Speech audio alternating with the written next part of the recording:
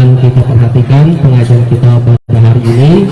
Mudah-mudahan semua kita mendapat tambahan ilmu dan dirahmati oleh Allah Subhanahu wa taala. Amin. Amin ya rabbal alamin. Kepada Pak Ustadz kami persilakan. Assalamualaikum warahmatullahi wabarakatuh. Alhamdulillahi rabbil alamin. والعاقبة للمتقين ولا عدوان إلا على الظالمين. أشهد أن لا إله إلا الله وحده لا شريك له وأشهد أن محمدا عبده ورسوله. اللهم صل وسلم على سيدنا محمد وعلى آله وصحبه أجمعين. أما بعد. Yang kita hormati dan kita muliakan Bapak Direktur MDN Batanghari dan juga para orang-orang tua kita yang terlibat dalam pengurus MDN Batanghari. Yang kita hormati dan kita muliakan para bapak-bapak, tokoh masyarakat, tokoh agama, cerdik pandai, pegawai-pegawai syarak yang hadir pada hari ini.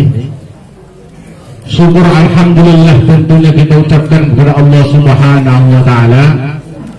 Pada pagi hari ini kita dapat berkumpul di Masjid Al-Ikhlas Mayang Pengurai dalam acara pengajian ataupun duha nasional Batanghari. Alhamdulillah tidak ada kemunduran dalam MDN ini, walaupun COVID kemarin ada, namun alhamdulillah bisa kita berjalan sampai sekarang karena waktu COVID itu sudah putus, nggak ada MDN. Nah, berhenti COVID, alhamdulillah bisa lebih meningkat lagi, lebih banyak lagi anggotanya. Mudah-mudahan ini bisa berlanjut sampai hari-hari akan datang. Kemudian selawat dan salam kepada Nabi kita Muhammad sallallahu alaihi wasallam. Allahumma sholli ala sayyidina Muhammad wa ala ali sayyidina Muhammad. Mudah-mudahan dengan kita banyak selawat di atas dunia ini kita mendapat rahmat dari Allah Subhanahu wa taala, dan di akhirat kelak kita mendapatkan syafaat dari Nabi kita Muhammad sallallahu alaihi wasallam. Bapak Ibu jamaah MDN Batanghari yang kami muliakan, kajian kita pada hari ini adalah masalah berlindung dari godaan setan. Itu kajian kita hari ini, karena ini memang sangat mengganggu dalam kehidupan kita. Di dalam Al-Quran juga jelas disampaikan oleh Allah Subhanahu wa taala dalam surah An-Nur ayat 21. Ya ayyuhalladzina amanu la tattabi'u khutuwatis syaitan wa man yattabi' khutuwatis syaitan fa innahu ya'muru bil fahsya'i wal munkar. Wahai orang-orang yang beriman, janganlah kamu mengikuti langkah-langkah setan, karena sesungguhnya dan orang-orang yang mengikuti langkah-langkah setan, sesungguhnya setan itu akan menyuruh berbuat keji dan munkar. Bapak Ibu jemaah MDN yang dimuliakan Allah Subhanahu wa taala, wa qala Abul Laits iklam anna laka arabatun minal a'da'i tataju ila an tujahida kulla wahidin minhum. ketahuilah bahwasanya bagimu ada 4 musuh yang sangat kuat, yang terbesar. Ada 4 musuh kita yang sangat luar biasa untuk dapat kita kalahkan di dalam kehidupan kita beragama, di dalam kehidupan kita memeluk agama Islam. Apa itu? Yang pertama adalah al-awalu ad-dunya. Yang pertama adalah dunia. Kenapa dunia menjadi musuh kita di dalam menjalankan agama ini? Karena memang dunia ini dijadikan oleh Allah penuh dengan perhiasan. Betapa banyak manusia yang terhalang untuk ibadah kepada Allah karena mencari dunianya. Betapa banyak manusia yang lalai, yang tidak kenal dengan Tuhannya, yang tidak tahu ibadah sama sekali, yang tidak mau sholat, yang tidak bisa baca Al-Quran, hanya karena dunianya. Jadi pantas Allah Subhanahu wa taala mengatakan dalam Al-Quran, "Bala taghurrannakum hayatud dunya." Jangan kamu tertipu dengan kehidupan dunia. Dunia itu apa? Dunia itu sebenarnya kalau kita artikan dalam bahasa Arab itu dekat. Bahkan ada yang mengartikan, ahli tafsir itu mengartikan dunia itu ada rendah. Bahkan lagi ada yang memperberat artinya itu hina. Jadi dunia itu singkat, dekat dibanding dengan kehidupan akhirat gitu. Dunia itu rendah dibandingkan kehidupan akhirat. Dunia itu hina dibandingkan kehidupan akhirat.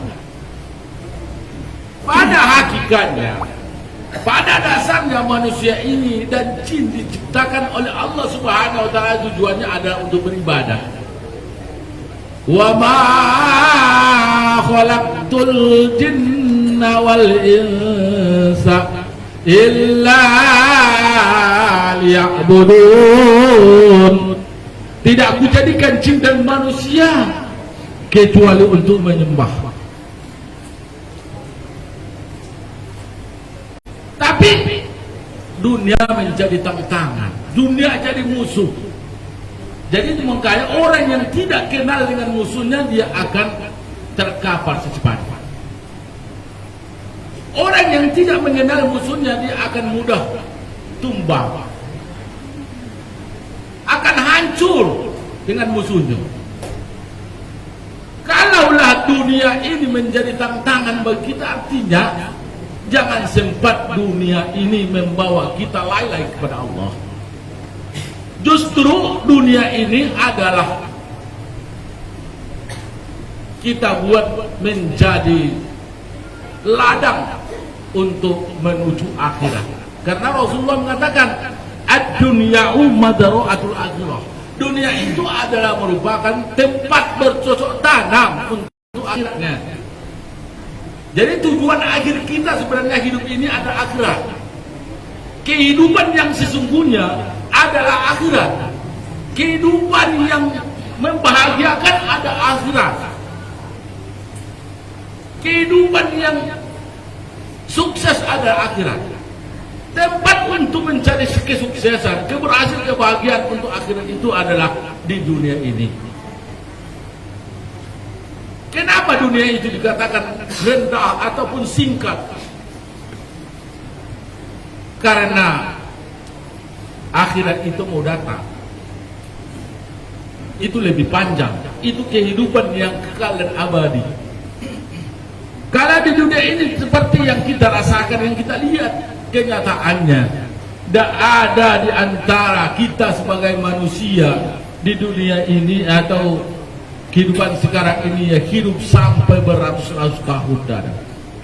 Apalagi umat Nabi Muhammad SAW itu singkat umurnya, dikit umurnya, 63 tahun umur nabinya. Karena umur umat Nabi itu disesuaikan dengan umur umatnya, disesuaikan dengan umur nabinya. Kalau nabi kita berumur 63 tahun, kita pada umumnya sekitar segitulah. Kalau lebih dari itu sudah boros lagi. Nah, ya itu makanya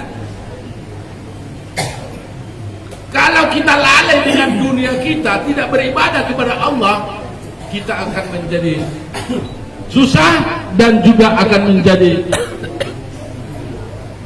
tidak selamat nanti di akhirat gitu.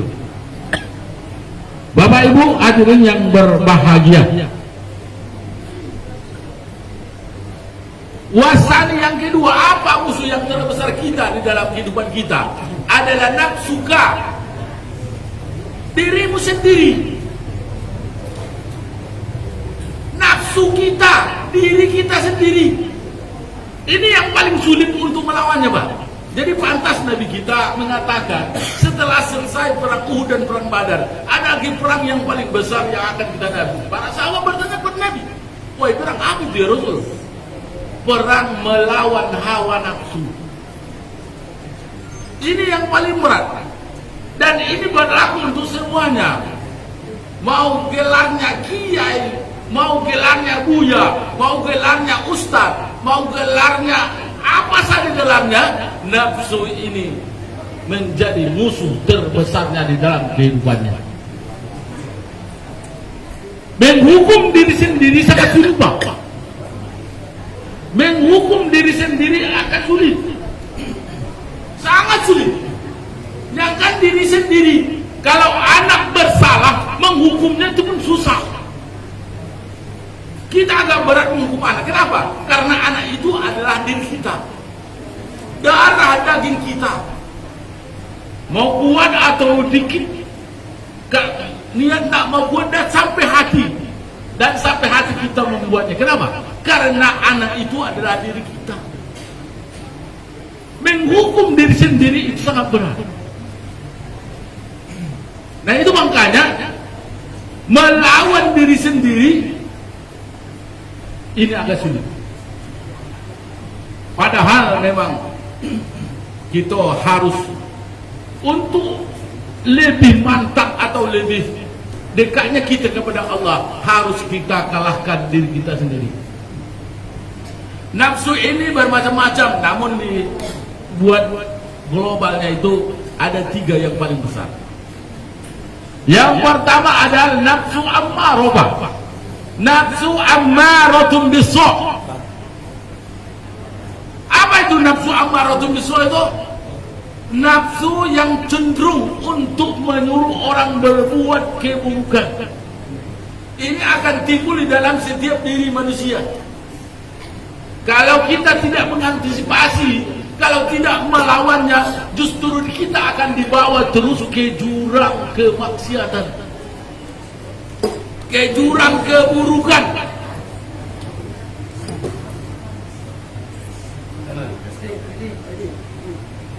Bapak Ibu hadirin yang berbahagia. Jadi oleh karena itu, untuk memenangkan tunduk dan patuh kepada Allah itu kita harus memenangkan melawan diri kita sendiri. Bukti nyata, Pak, bukti nyata. Pada waktu subuh, azan sudah berkumandang di masjid atau di musola atau di tempat kita yang terdekat lah, dekat dengan rumah gitu. Mata sudah sudah terbangun sebenarnya. Namun nafsu kita mengatakan nak tidur lagi, tunggu dulu, belum komat. Kadang sudah komat, bentar lagi lah, nanti kita kejar dapat rokat yang kedua. Itu nafsu kita di mata tuh. Keinginan kita nak sholat, ya ada. Keinginan kita nak tidur terus ada. jago di situ. Nafsu. Ini yang paling berbahaya. Yang akan kita lawan, nafsu ammaratu bisu. Karena yang namanya nafsu itu kan dorongan, keinginan. Namanya manusia itu mempunyai keinginan, mempunyai dorong untuk sesuatu. Tapi yang paling berbahaya adalah nafsu ammaratu bisu. Nafsu yang menyuruh kepada keburukan, cenderung dia berbuat buruk. Ini ada pada kita semua, nggak bisa kita mengelak. Sudah kita lurus, dia nggak bengkok. Dia akan berusaha untuk bengkok. Itu nafsu ammaratu bisu. Kalau kita mampu melawannya, insya Allah kita akan tetap istiqomah dalam ibadah. Ini kadang-kadang kita sudah berniat untuk ke masjid, jadi masjid. Berniat kita ikut pengajian, tak ingin ikut pengajian. Kenapa? Dirongrong oleh nafsu kita sendiri. Bapak Ibu hadirin yang berbahaya. Kemudian yang kedua ada nafsu lawamah. Nafsu lawamah ini nafsu yang kepingin makan terus. Sehingga setelah kenyang, setelah gemuk, timbullah di dalam hatinya untuk mencaci, memaki orang, untuk mendekatkan orang, untuk mengadu domba orang. Ini akibatnya karena banyak makan itu tidak bagus. Banyak makan itu tidak bagus.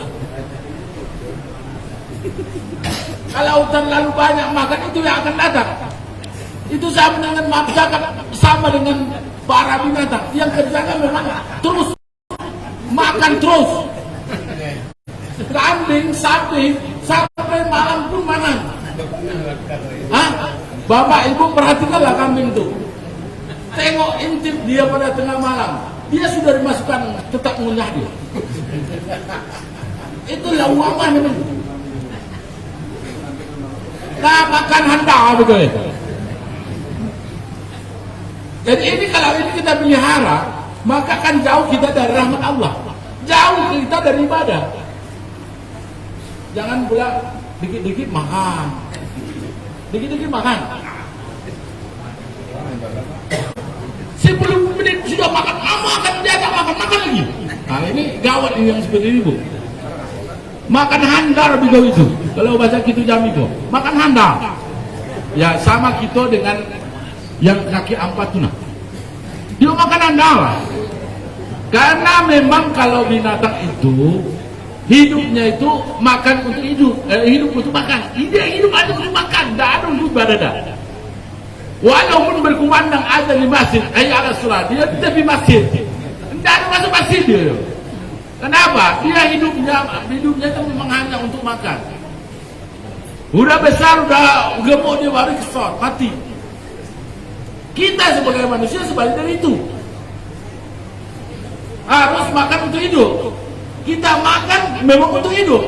Kalau hidup kita bisa beribadah kepada Allah Subhanahu wa taala. Wa ma khalaqatul jinna wal insa illa liya'budun. Dasar pada hakikatnya memang kita diciptakan di dunia ini untuk ibadah, untuk ibadah kepada Allah Subhanahu wa taala. Tetapi ini yang menjadi problem dalam kehidupan kita, karena musuh kita ini sangat kuat. Itulah nafsu kita sendiri, maka menjadi penghalang bagi kita untuk melaksanakan ibadah dengan benar. Dia datang ke masjid, datang dia berjemaah. Habis berjemaah, habis salam, assalamualaikum warahmatullahi wabarakatuh. Kata imam, nyola balik. Ngucap istighfar pun sempat. Doa pun yang dipakai hanya doa sabu jangan. Rabbana atina fid dunya hasanah wa fil akhirati hasanah wa qina adzabannar. Lah, balik rumah. Apa yang mau dikejar ke rumah? Cuman mau makan. Itulah nafsu itu. Mau makan lari kejar ke rumah. Mau berapa banyak habisnya? 1 piring, 2 piring. Itu mau dihabiskannya. Padahal kalau kita tunak lagi di masjid, Bapak Ibu, mengikuti imam untuk berzikir dan berdoa, di situ kita sudah dapat banyak keuntungan. Pahalanya sangat besar. Doa bersama dengan imam, dengan jamaah semuanya, itu ada apa-apa. Kita belum tentu diterima doa kita, tapi salah satu dari jamaah itu yang diterima oleh Allah Subhanahu wa taala. Apalagi jamaah kita ada 40 orang. Salah satu di antara mereka itu adalah waliullah. Pasti terima doanya. Kita ngikut cuma dia lah. Kalau kita dewe-dewe berdoa belum tentu. Nak kejar ke rumah, apa yang nak dikejar? Ini tetaplah ada itu. Ada lari itu dah. Mau makan, mau sebanyak apa yang harus kita makan? Dikit cuma. Jadi Bapak Ibu hadirin yang berbahagia. Jadi oleh karena itu kita harus mampu melawan kita. Dan salah satu senjata kita untuk melawan diri kita adalah puasa. Karena nafsu ini tidak bisa dikalahkan, Pak, dengan senjata. Nggak usah beli pistol.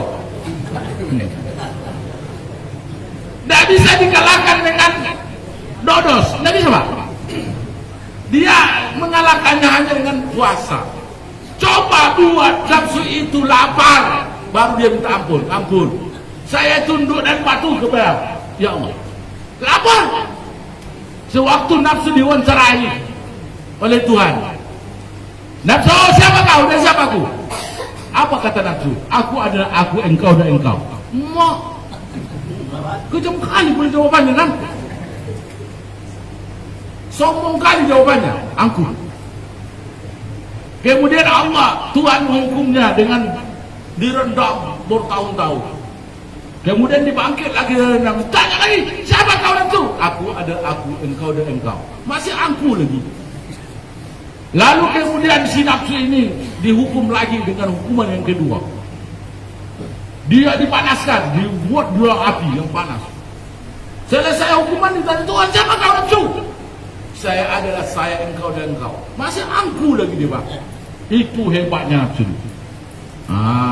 Terakhir dihukum lagi dia, dari dikasih makan. Apa?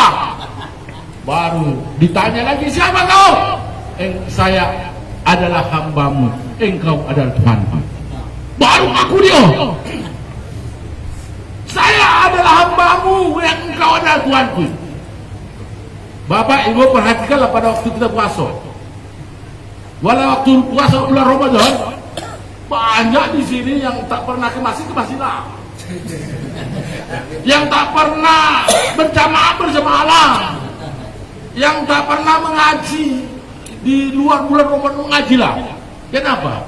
Dia tundukkan dirinya dengan melaparkan dirinya dengan puasa itu tadi. Ini dirinya, nafsunya sudah ngaku, nafsunya sudah tunduk dengan aturan Allah. Panggilan ada didengarnya. Belum aja sudah datang ke masjid.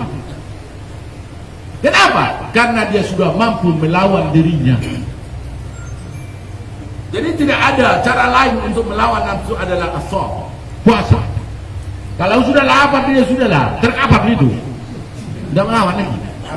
Akhirnya kalau tidak melawan, tunduklah kepada Allah, tunduklah kepada agama Islam, tunduklah kepada aturan agama. Sebenarnya kita ini sudah mudahlah dalam menjalankan agama ini. Kepatuhan dan ketundukan sangat mudah untuk dilaksanakan. Hanya bagaimana kita mengalahkan diri kita, mengalahkan nafsu kita. Nah ini tidak memandang sama-sama, Pak. Ustadz kena juga, banyak ustadz yang tidak mau masjid. Banyak itu, Pak. Tidak kenal dia masjid. Orang aja dia tetap malah sholat. Kenapa tidak sholat di masjid? Nah itu soal jamaah itu sunat Jumat katanya. Yang wajib itu sholat katanya. Banyak kelah, banyak alasan dia macam sekali. Banyak kiai juga yang bertahan di rumahnya ini tidak mau masjid. Jadi kepatuhan dan ketundukan kita itu bukan dari gelarnya, tapi bagaimana kita mengalahkan diri kita sendiri, melawan nafsu kita. Di saat itulah kita menjadi hamba Allah yang seutuhnya. Di saat itulah Allah akan memberikan bimbingan hidayah kepada kita sehingga kita istiqomah di dalam ibadah. Apa kata nafsu? Dia mau makan, dia mau tidur, dia mau jalan-jalan, dia mau buat maksiat, dia macam juga banyak keinginannya, banyak tujuan. Namun kalau kita tidak lawan, kita turuti nafsu kita, maka kita akan hancur. Diri kita akan hancur. Kita lari dari rel yang sesungguhnya. Karena tujuan kita diciptakan adalah untuk ibadah kepada Allah Subhanahu wa taala. Buat Bapak Ibu mungkin dapat rasakan itu. Mau berangkat MDM pun bisa bertanya-tanya, mau pergi apa nih? Ini udah gerimis nih. Nanti bahasa awal. Banyak tantangannya itu, karena nafsu itu tak mau yang seperti itu. Tapi kalau kita bisa tundukkan, maka kita akan sampai kepada nafsu yang ketiga, nafsul mutmainnah, nafsu yang sangat tunduk kepada Allah Subhanahu wa taala. Dia menurut kepada aturan Allah.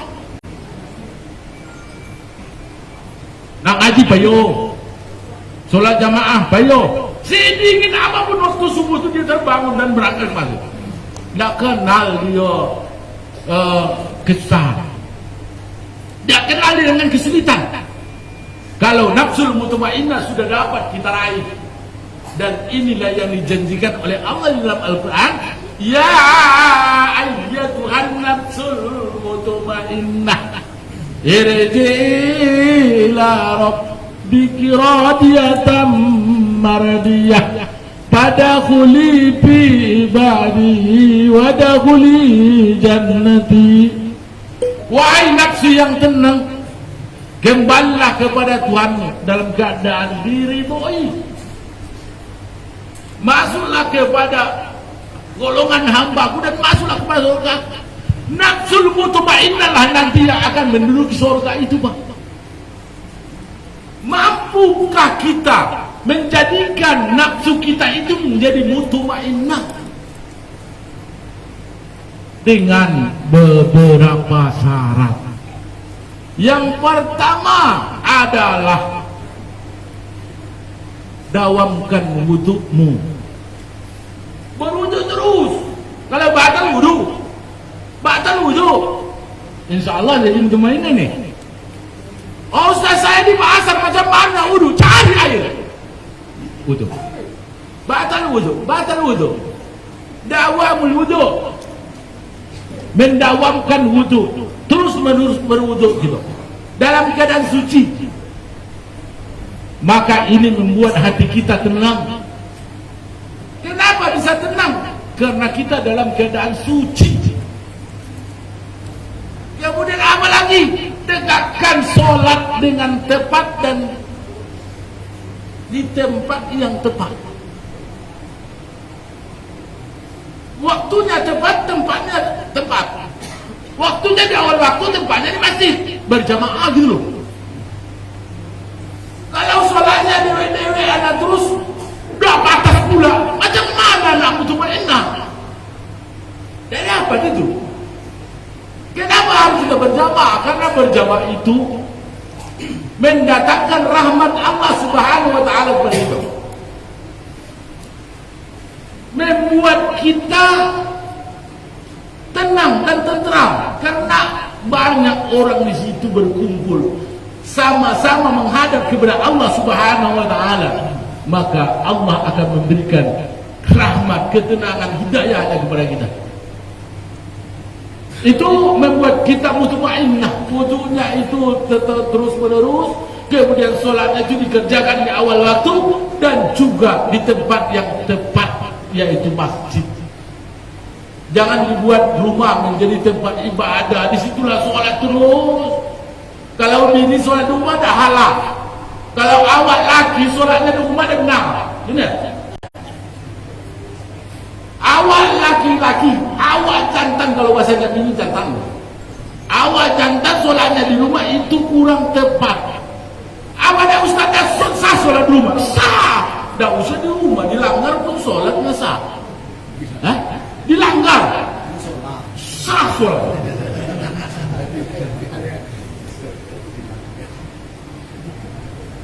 Nggak usah tak dilanggar. Seluruh bumi ini adalah tempat sujud.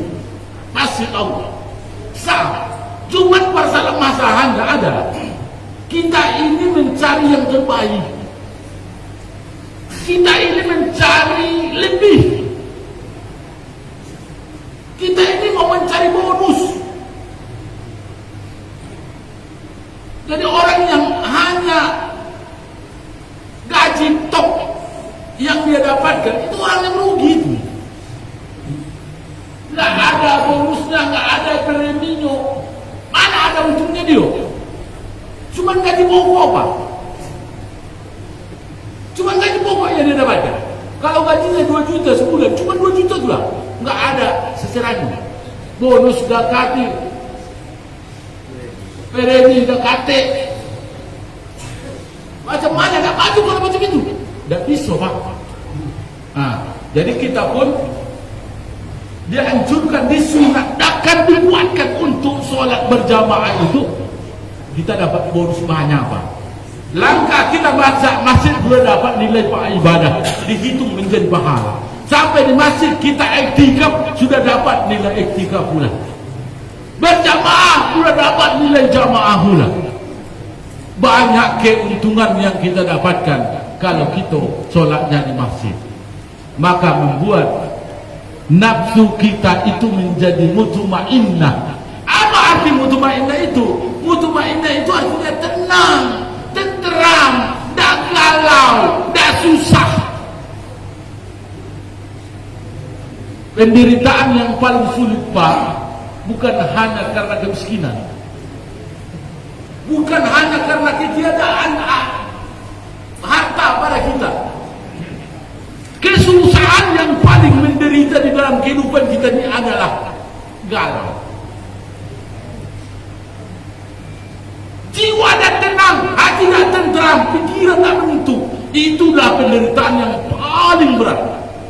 Pada akhirnya nanti, Pak, orang yang susah, orang yang galau, orang yang tak bisa tidur. Kalau tak bisa tidur, lama-lama akan stres, Pak. Kalau tak stres, lama-lama stroke. Kalau tak stroke, lama alamatnya innalillahi wa inna ilaihi raji'un. Tinggal dunia. Kenapa? Karena tidak ada kekuatan lagi, tidak ada kemampuan kita lagi. Jadi oleh karena itu kita carilah nafsul mutmainnah agar hidup kita tenang. Dengan cara ini tadi, dawankan uduk, solatnya benar. Kemudian yang ketiga adalah berpuasa. Nabi sudah mengajarkan kepada kita dengan puasa sunnah, ya. Puasa sunnah ada namanya sunnah Senin Kamis. Itu pun bisa kita amalkan Senin Kamis, ya Allah, luar biasa. Karena nafsu ini memang dengan mudah dengan puasa lah melawannya. Kalau tidak ada puasa-puasanya gitu, udahlah, sulitlah kita. Kepingin lah solat berjamaah di masjid, panjang-panjang gitu. Banyak orang ngomong macam itu. Kepinginlah ikut pengajian, tapi berat badan itu gitu. Kepinginlah nak berinfak dan bersedekah, tapi berat hati itu gitu. Kenapa? Karena tidak mampu mengalahkan diri sendiri. Dia belum menemui nafsul mutmainnah. Jadi oleh karena itu, mudah-mudahan kita semuanya bisa untuk mengalahkan diri kita sendiri. Kalau belum kalah kita, tidak tunduk kepada Tuhan, masih melawan tuh. Sama ini nafsu tadi, masih aku gitu kan, aku engkau. Karena agaknya kita perasaan gitu kan, itu nafsu. Bapak Ibu yang berbahagia, kita lanjutkan. Yang musuh kita yang ketiga adalah setan. Ibu, Bapak kenal setan? Kenal? Enggak ya? Belum pernah kenalan? Setan itu sangat luar biasa ya. Itu musuh kita yang berat juga itu. Bagi orang yang menganggap itu lawan, yang tak menganggap itu lawan, ya nggak apa-apa, dia tidak pusing amat, bahkan berubah menjadi kawan. Karena gua lihat kalau dia menjadi lawan, dia menjadi kawan kita. Syaitan inilah yang mengganggu perjalanan kehidupan kita beragama. Jin, iblis, setan itu sekelompok itu. Jin ini ada ini, ada jin muslim, ada jin kafir. Ada jin kafir ini yang tidak mengakui keesaan Allah Subhanahu wa taala. Sementara kalau jin muslim itu mengakui keesaan Allah Subhanahu wa taala dan juga mendengarkan ayat-ayat Al-Qur'an dan mengamalkan syariat agama Islam. Dia sholat juga, Pak. Di pondok kita itu kata Pak Kiai Sugri, guru kita di situ tuh, ada jin yang ikut belajar di pondok tuh, belajar nahu dengan saya. Loh, iya Pak Kiai, ada Kiai belajar nahu dengan saya. Aduh, katanya. Kalau kau jin tuh belajar fikih ya ikut juga, belajar hadis ikut juga, jin. Itu jin muslim, dia sholat seperti kita juga, dia menjalankan syariat juga, jin muslim. Kalau jin kafir itu tidak mau, dia melanggar perintah Allah Subhanahu wa taala, dia membangkang. Jin kafir, jin artinya itu tertutup, Pak. Jin artinya tertutup, artinya tertutup dari pandangan manusia. Manusia tidak mampu melihat jin. Kalaupun ada kiai atau ada ustaz mengatakan dia dapat melihat jin, itu kan jin yang sesungguhnya, bukan aslinya loh. Kalau aslinya itu tidak bisa dilihat oleh manusia, itu jelmaan. Dia jelmaan, dia menjelma seperti gondruwo, dia menjelma seperti binatang yang lain, gitu kan? Kalau aslinya tidak bisa dilihat oleh manusia, namanya jin, jannah. Jannah itu ada tertutup atau terrahasia, nggak bisa dilihat oleh kita. Kemudian ada nama iblis. Iblis ini iblis. Iblis ini adalah orang yang putus asa, yang keras, yang putus asa, nggak mau tunduk dan patuh kepada Allah Subhanahu wa taala. Iblis. Ada namanya syaitan. Syaitan itu keras kepala aja, tidak mau tunduk juga. Jadi ini sekelompok. Dan yang paling halus di antara yang tiga ini adalah yang masuk kepada diri manusia itu adalah syaitan. Syaitan 88 kali di dalam Al-Quran kata iblis. Di dalam itu ulang-ulang di dalam Al-Quran kata iblis. Kata syaitan pun ada 22 kali di dalam Al-Quran. Itu saking beratnya perlawanan terhadap syaitan ini. Jadi pantas di dalam Al-Quran dikatakan, la tattabi'u khutuwatis syaitan. Jangan kamu turut langkah setan. Setan ini halus, Pak, tidak dapat dilihat. Kalau dia tidak melihat itu,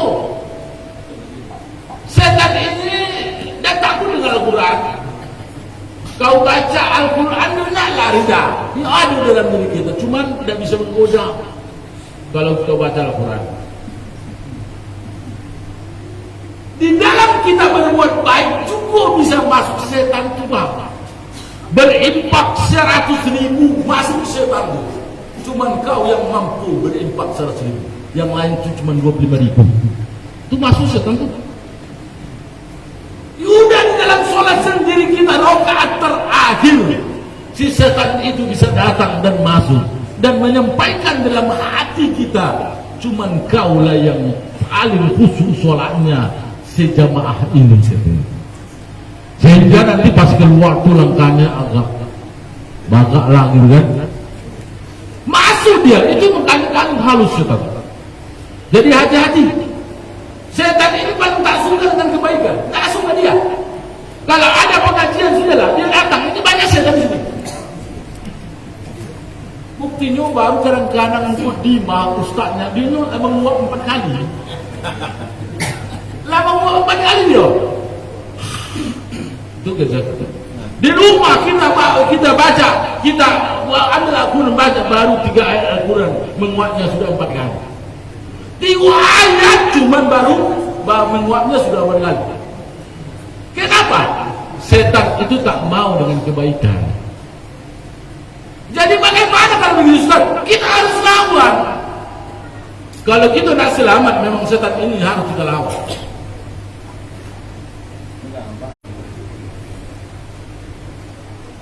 Innahu lakum aduwwun mubin. Inna syaitana lakum aduwwun mubin. Setan itu memang musuh yang nyata, yang tidak main. Dia ada di mana-mana, Pak Bu. Kita ke pasar, dia ikut ke pasar. Kita ke kantor, ikut ke kantor. Kita ke sekolah, ikut ke sekolah. Kita silaturahmi, ikut dia silaturahmi. Dia kenapa dia bangku macam itu? Karena dia tidak makan, dia tidak minum, dia tidak gila jabatan. Dan orang politik tidak, dia cukup dia. Dia tidak ada keinginan mau jadi gubernur, tidak ada keinginan mau jadi bupati, mau jadi camat, mau jadi ketua RT atau ketua RT. Tidak ada keinginan itu. Satu cuman SK yang diberikan kepadanya, hancurkan manusia.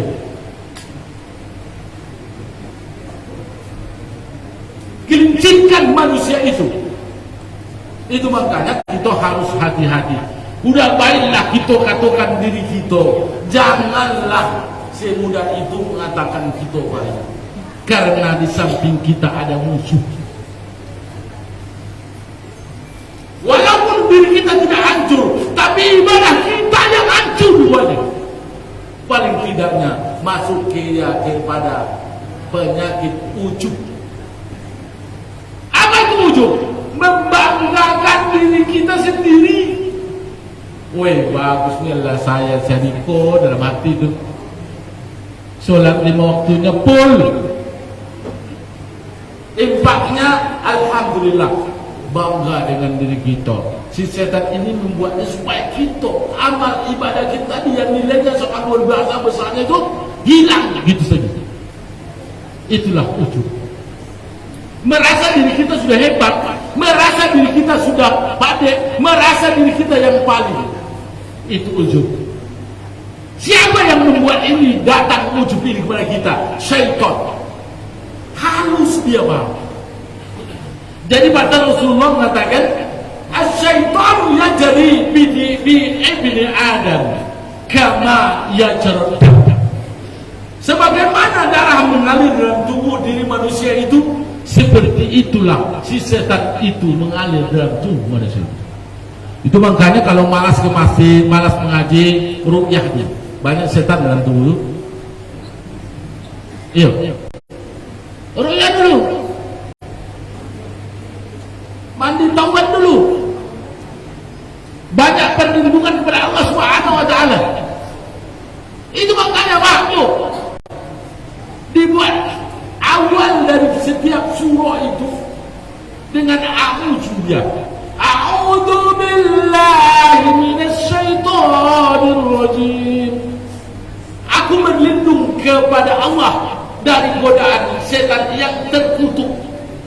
Jadi setan itu adalah terkutuk, terlaknat oleh Tuhan. Karena dia memang membangkang, keras orang setan itu. Sebelum ia setan, sebelum jadi iblis itu orang taat itu. Tapi di saat Allah memerintahkan iblis untuk tunduk kepada Nabi Adam, sujud kepada Nabi Adam, tidak. Dia merasa dirinya lebih baik. Itulah setan. Kita juga manusia ini banyak setan ini. Merasa diri kita lebih baik dari orang lain, merasa diri kita bahwa kita lebih kaya dari orang lain, merasa diri kita bahwa kita lebih alim dari orang lain, merasa diri kita bahwa kita ini lebih pantas dari orang lain. Ini sudah masuk kepada kelompok iblis, setan dan jin. Disitulah rusaknya kita. Bapak Ibu hadirin yang berbahagia, pertanyaannya, bagaimana untuk melawan setan ini? Bagaimana supaya kita dapat mengalahkan setan? Kembali kepada untuk dapat mengalahkan setan ini, yang pertama harus memang kita nyatakan bahwa ia adalah musuh. Ya Allah, saya nyatakan bahwa setan itu adalah musuhku, lawanku, yang setiap hari dan setiap saat saya akan melawannya. Itu yang pertama, pengakuan. Kalau tidak ada pengakuan bahwa setan itu adalah musuh bagi kita, kita akan lupa dan lalai bahwa setan itu bukan musuh, bisa menjadi kawan. Kita nyatakan bahwa itu lawan. Yang kedua, kita harus berada di dalam relnya, tetap dalam rel agama. Tak apa? Na'malul awamir, apa yang diperintahkan kerjakan, apa yang dilarang jauhi saja. Tak boleh setan itu.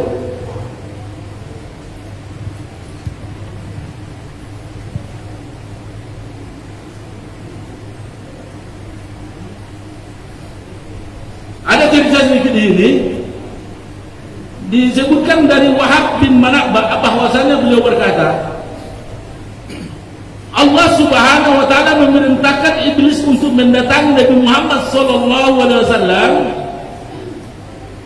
dan diperintahkan untuk menjawab setiap pertanyaan yang disampaikan oleh Nabi kita Muhammad sallallahu alaihi wasallam kepada beliau, kepada iblis itu. Faja'ahu ala surati syaikhil sobihin wabi. Maka si setan ini datang, si iblis ini atau setan ini datang dalam bentuk orang yang tua. Suratul syekh, bentuk yang tua bangkai, datang kepada Nabi kita Muhammad SAW. Faqala alaihi salam, man anta? Nabi kita bertanya kepada beliau, siapa kau? Qala ana iblisun. Ia menjawab secara jujur, saya ini iblis. Faqala alaihi salam, ya iblis, kam adauka ummati. Wahai iblis, berapa niat musuhmu dari umatku?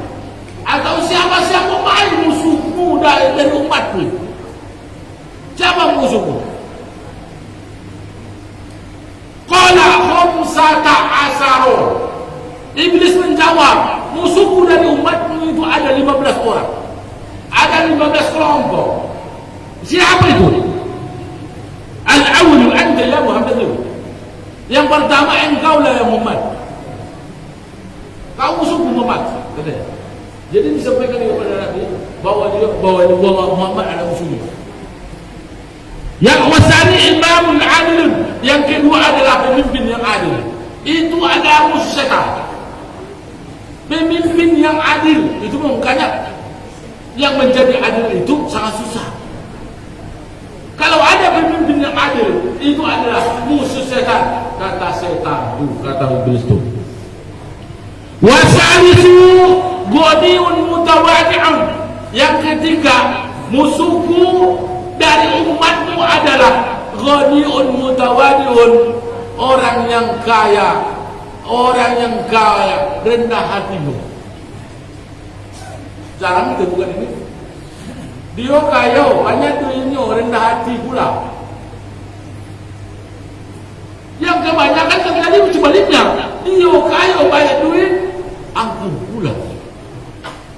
Angkuh, bahkan sombong, bahkan lagi zalim dengan orang lain. Dengan kekayaannya, dengan duitnya, semena-mena dengan orang lain. Itu banyak yang terjadi. Ghaniyun mutawadi'un ini yang susah didapatkan. Dia kaya tapi hatinya rendah hati. Tambah lagi dermawan dia. Suka memberi, suka membantu orang lain. Ini yang ketiga musuh iblis atau musuh setan. Warabi'u tajirun shadiqun. Yang keempat adalah pedagang yang jujur. Masih adakah pedagang jujur? Ya masih ada. Itu lawan setan itu. musuh iblis. Iblis, setan tidak suka dengan pedagang yang jujur. Banyakkah pedagang yang tidak jujur? Banyak. Karena pada dasarnya pedagang ini cari untung. Dia tak mau merugikan. Gimana pun caranya, halal atau tidak, boleh atau tidak, sah atau tidak, dilarang atau tidak, yang penting dapat untung. Inilah ketidakjujuran. Dia akan dibantu oleh setan. Dia akan dibantu oleh iblis. Bagaimana supaya mendapatkan untung? Anturan sekilo ditimbang dibuatnya 9,5 mato, dapat 1 mato. 9 on dibuatnya, dapat 1 mato. Kali 10 kilo sudah dapat 1 kilo keuntungannya. Tapi hasilnya hasil godaan rayuan iblis laknatullah. Hati-hati dengan pedagang. Pedagang ini adalah pekerjaan yang mulia. Karena Nabi kita juga pedagang. Belum menikah beliau sudah menjadi pedagang. Membawa dagangan Khadijah. Belum menikah beliau sudah berdagang.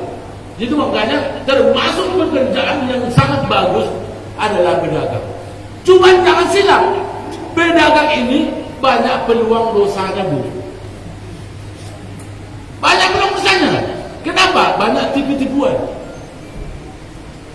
Katanya enak ini buatnya kelihatannya enak memang, di bawah enggak. Ini apalagi tuh dulu, ini wow sini tebal orang banyak. Rupanya kulitnya yang tebal. Kalau dagingnya enggak. Tapi dia mengatakan enak. Dari mana dia tahu enak itu? Padahal di yang itu belum dia makan. Banyak tipu-tipunya. Banyak gorornya namanya. Kalau dia dagang. Jadi dibutuhkan di sini menjadi tajirun shadiqun, pedagang yang jujur. Pedagang jujur. Baik dalam timbangan, baik dalam harga, baik dalam kualitas barang itu sendiri. Harus ngaku. Jangan katakan yang buruk itu, oh ini baik. Harus jujur. Kalau yang buruk-buruk, kalau yang bagus ya bagus. Itu musuh setan atau iblis yang ketiga. Tajirun shadiqun, pedagang yang jujur. Wal khamisu alimun musillu yatakhasyau. Orang yang alim, orang yang ulama,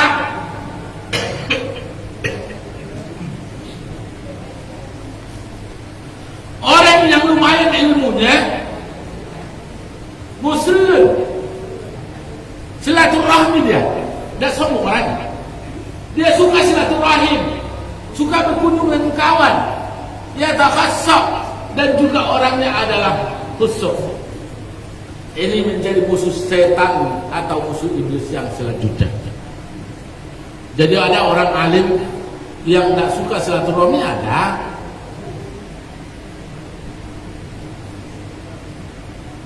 Wasalisu mu'minun nasihun, orang yang mukmin yang saling nasihat menasihati, yang peduli dengan saudaranya. Kalau ada saudaranya yang susah dia bantu, kalau ada saudaranya yang menderita dia bantu, kalau ada saudaranya yang sedang galau dia nasihati. Saling sehat menasihati. Ini tidak disukai iblis. Dia jadikan kita adalah jadi musuhnya.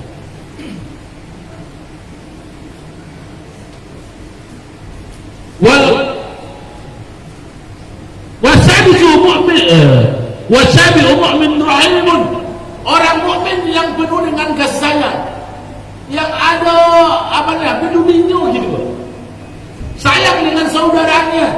Ini juga adalah musuh daripada iblis atau setan. Wasaminu ta'ibun sabitun ala taubati, seorang yang taubat, yang istiqomah dengan taubatnya, yang tetap pendiriannya dalam taubatnya. Sekali dia taubat, tetap dia taubat. Ini juga menjadi musuh iblis ataupun setan. Dia akan berusaha bagaimana supaya goyang, supaya dia berubah balik kembali kepada kejahatannya, dan tunduk kepada Allah. Itu seorang yang bertaubat, dia istiqomah, dia tetap pendirian dalam taubatnya. Sekali bertaubat dia tetap taubat. Taubat nasuha namanya. Watasihu mutawarri'un an-naron. Musuh iblis dan setan selanjutnya adalah orang yang warak. Orang yang warak itu apa? Orang yang menjaga makanannya dari hal-hal yang syubhat dan haram. Jangankan yang haram, yang syubhat pun tak mau dia. Apa yang syubhat? Sesuatu yang belum tahu. Dia belum tahu jelas halal dan haramnya. Satu sisi bisa jadi halal, satu sisi lain adalah haram. Dia syubhat namanya. Kita makan apa mengambil durian orang yang tidak kita minta karena jatuh, alasannya jatuh. Lewat, itu jalan, lewat jalan, ambil durian makan. Minta edah, itu dulu doang, jatuh itu. Cuma ada kata-kata kata masyarakat gitu, kalau yang jatuh boleh diambil gitu ya. Dan halah kata orang yang gunung kata, itu berita orang. Diambil jalan bawa rumah makan semua, anak ini, semua itu. Kalau dia memang supaya halal harus kita minta, ada orang yang punya. Itu udah jelas kalau kita makan ini. Jadi ini orang yang menjaga makanannya terutama dari hal-hal yang syubhat dan haram, itu adalah musuh bagi iblis dan setan. Sekaligus kalau orang yang memakan yang seperti itu berarti ia adalah makawan daripada iblis dan setan.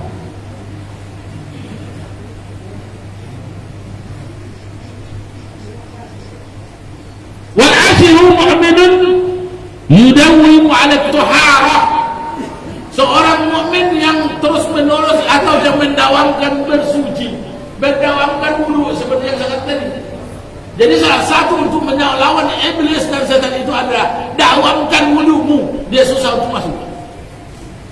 Dawamkan wudumu, taharah jangan terus. Dia akan susah masuk karena kita dalam keadaan suci. Wal hadi asara mu'minun kasirus shadaqati. Bapak Ibu, salah satu juga melawan setan itu adalah kasirus shadaqati, banyak bersedekah. Karena si setan dan si iblis ini menganjurkan untuk kita untuk bakhil, kikir, pelit. Jangan keluar sedikit pun dari harta yang diberikan oleh Allah kepada kita sedikit pun. Jadi untuk melawannya adalah kathirus sedekah, banyak bersedekah atau sering bersedekah. Tidak harus banyak, sering gitu. Hari ini 1.000, besok 2.000. Hari ini 1.000, dalam seminggu 10.000 gitu kan. Ini ke masjid bawa duit 2.000. Sedekah, infak ke masjid hari Jumat 1.000, yang terkecil sekarang tuh 2.000. Lewat kota depannya 2.000 masuk. Murahnya ya surga tuh ya, cuma 2.000.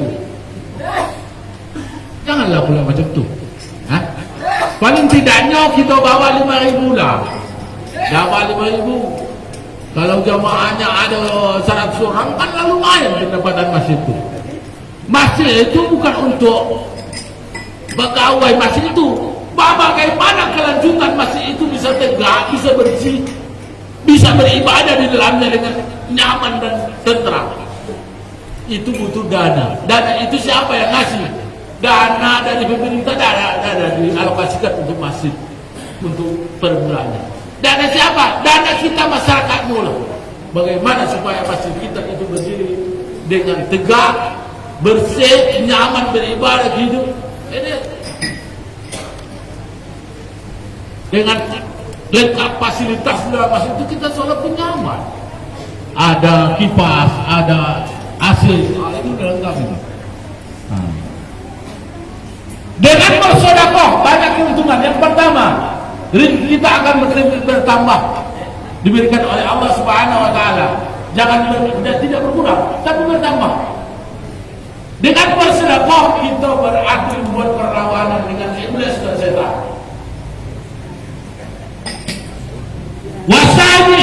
Wasanadara mu'minun hasanul khulqi, orang mukmin yang bagus akhlaknya, yang bagus etikanya, yang bagus perakannya, itu adalah musuh setan. Jadi hati-hati, yang bagus akhlaknya, yang itu target setan, iblis. Bagaimana supaya itu tergoyahkan? Hati-hati kita. Wasani sa'adara, yang ke-13, mukminun yang fa'unas, orang mukmin yang dapat memberikan manfaat kepada manusia yang lainnya. Itu juga adalah musuh setan. Supaya kita berguna, sebenarnya berguna dengan orang lain. Khairun nas anfa'un nas.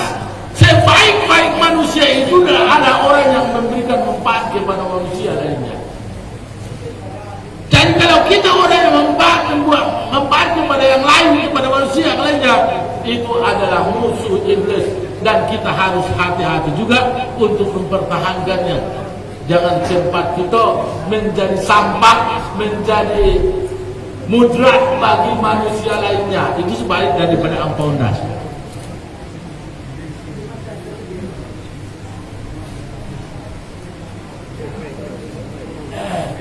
Warabi asyara hadil Quran, jadi qiraati. Kemudian musuh setan atau iblis yang selanjutnya adalah hamilul Quran, orang-orang yang memegang Al-Quran. Tapi bukan hanya bawa mana enggak. Ini bukan qiraati, orang yang selalu membacanya juga. Dia ambil Al-Quran kemudian baca. Sekaligus ini menjadi tangkal ataupun senjata bagi kita untuk melawan iblis ataupun setan itu sendiri. Dan dia pun menargetkan bahwa kita adalah musuhnya kalau kita hamil Quran wa qiraatih. Orang yang gemar membawa Al-Quran dan juga gemar membacanya. Itu makanya Bapak Ibu, kalau kita tak selamat dari godaan setan, rutinkanlah, dakwahkanlah. Dalam 24 jam itu ada kita baca Al-Quran. Mau berapa ayat? Tergantung kepada kemampuan kita. Ada yang mampu 1 juz, ya silakan. Yang mampu setengah juz, ya silakan. Yang mampu setengah halaman, yang mampu 3 ayat, itu keterlaluan namanya. Cuma 3 ayat dalam sehari semalam, keterlaluan namanya. Bagi yang belum bisa baca Al-Quran, mumpung masih ada kesempatan hidup diberikan oleh Allah, belajarlah untuk membaca Al-Quran. Kenapa? Bacaan Al-Quran 1 huruf saja akan memberikan syafaat kepada kita nanti di kubur, di akhirat. Dia akan memberikan syafaat. 1 huruf saja dari Al-Quran itu kita baca, hingga menjadi syafi'an di ashabi, menjadi memberikan syafaat bagi orang yang membacanya. Itu makanya Bapak Ibu yang tidak bisa baca Al-Quran, sangat besarlah kerugiannya. Nanti penyesalannya sangat luar biasa nanti di akhiratnya atau di kubur. Jadi kalau yang belum bisa baca Quran, belajarlah ini kok. Oh Ustaz, tua saya itu cuma nggak belajar. Ya baru salah, terus belajar. Nah, kalau yang dalam belajar ini dimanapun Allah kasih tetap pahalanya. Nah, tetap mendapat pahala kalau kita belajar. Ini kadang-kadang yang tidak mampu kita mengalahkan diri kita tadi karena nafsu kita tidak mau belajar, itu juga salah.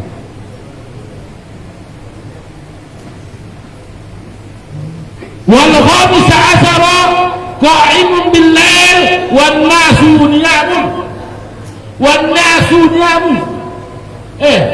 Yang ke-15 yang menjadi musuh iblis, sekaligus ini menjadi tangkal ataupun lawan, cara melawan iblis adalah qiyamul lail, salat malam.